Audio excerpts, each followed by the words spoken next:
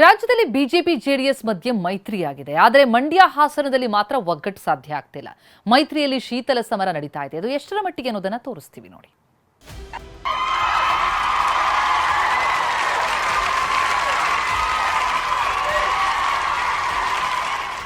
ಕಾಂಗ್ರೆಸ್ ಅನ್ನ ಮಣಿಸಲು ಲೋಕಸಭೆ ಚುನಾವಣೆಯಲ್ಲಿ BJP JDS ಮೈತ್ರಿ ಮಾಡಿಕೊಂಡಿದ್ವು. ನಿರೀಕ್ಷಿತ ಫಲಿತಾಂಶ ಸಿಕ್ಕಿತ್ತು. ಆದ್ರೆ ಮಂಡ್ಯ ಹಾಸನದಲ್ಲಂತೂ ಎರಡೂ ಪಕ್ಷಗಳ ಸ್ಥಳೀಯ ನಾಯಕರ ಮಧ್ಯೆ ಒಗ್ಗಟ್ಟು ಮೂಡ್ತಿಲ್ಲ. ಮಂಡ್ಯದಲ್ಲಿ ದೋಸ್ತಿ ಪಡೆಯ ನಾಯಕರ ಮುಸುಕಿನ ಗುದ್ದಾಟ. ನಿಖಿಲ್ ಕುಮಾರಸ್ವಾಮಿ ವಿರುದ್ಧ ಕೆರಳಿದ ಪ್ರೀತಂ ಗೌಡ. ಇತ್ತೀಚೆಗೆ ಜೆಡಿಎಸ್ ಯುವ ಘಟಕದ ಅಧ್ಯಕ್ಷ ನಿಖಿಲ್ ಕುಮಾರಸ್ವಾಮಿ ಮಂಡ್ಯದ ಕೆಆರ್ಪೇಟೆ ಕ್ಷೇತ್ರದ ಕಾರ್ಯಕ್ರಮವೊಂದಕ್ಕೆ ಬಂದಿದ್ರು. ಈ ವೇಳೆ ನಮ್ಮ ಮುಂದಿನ ಅಭ್ಯರ್ಥಿ ಎಚ್.ಟಿ. ಮಂಜು ಅಂತ ಹೇಳಿದ್ರು. ಇದಕ್ಕೆ ಮಾಜಿ ಸಚಿವ ಕೆ.ಸಿ. ನಾರಾಯಣಗೌಡ ತಿರುಗೇಟು ನೀಡಿದ್ದಾರೆ. ಎಚ್.ಟಿ. ಮಂಜಣ್ಣನವ್ರನ್ನ ಮತ್ತೆ ಮುಂದಿನ 2028ರ ಚುನಾವಣೆಗೆ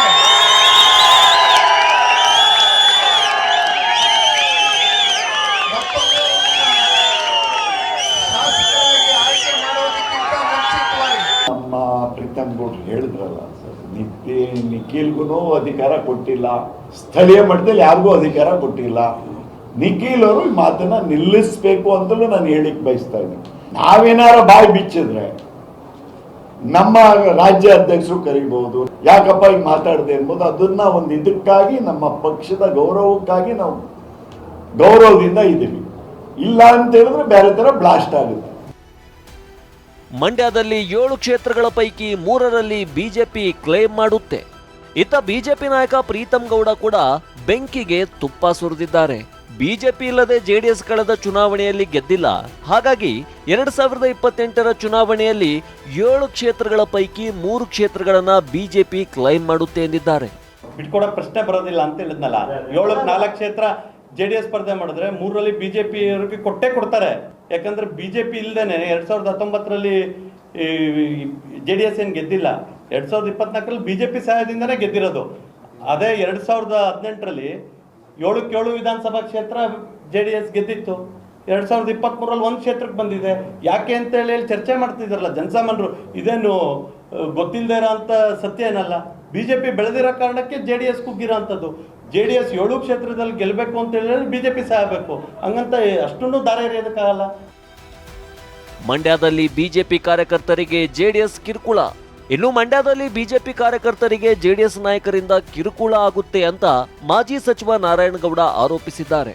ಕಾಟ ಅಂದ್ರೆ ಜೆಡಿಎಸ್ ಕಾರ್ಯಕರ್ತರು ನಮ್ಗೇನಂತ ಕಾಟ ಕೊಡೋ ಅಷ್ಟೊಂದು ದೊಡ್ಡದಾಗಿ ಬೆಳೆದಿಲ್ಲ ಅವರು. ಆದ್ರೆ ನಮ್ಮ ಕಾರ್ಯಕರ್ತರು ಕಾಟ ಕೊಡ್ತಾ ಇರುವಂತದ್ದನ್ನ ಅದನ್ನ ಶೀಘ್ರದಲ್ಲೇ ನಿಲ್ಲಿಸಬೇಕು ಅಂತ ಹೇಳಿ ಪ್ರೀತಂ ಗೌಡ್ರಿಗೂ ನಾವು ಗಮನಕ್ಕೆ ತರ್ತಾ ಇದ್ದೀವಿ. ರಾಜ್ಯಾಧ್ಯಕ್ಷರಿಗೆ ಪ್ರೀತಂ ಗೌಡ್ರನ್ನ ಮೂಲಕ ಈಗ ಹೋಗ್ಬೇಕು.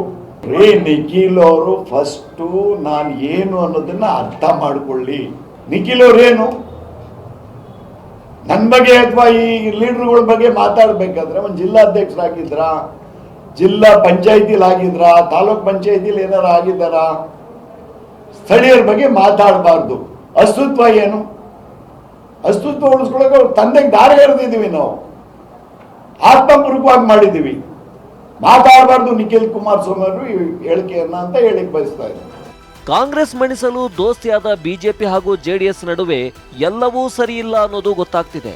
ಈ ಗುದ್ದಾಟವನ್ನ ನಾಯಕರು ಹೇಗೆ ಸರಿಪಡಿಸ್ತಾರೆ ಅನ್ನೋದನ್ನ ಕಾದು ನೋಡಬೇಕಿದೆ. ದಿಲೀಪ್ ಚೌಡಹಳ್ಳಿ, TV9 ಮಂಡ್ಯ.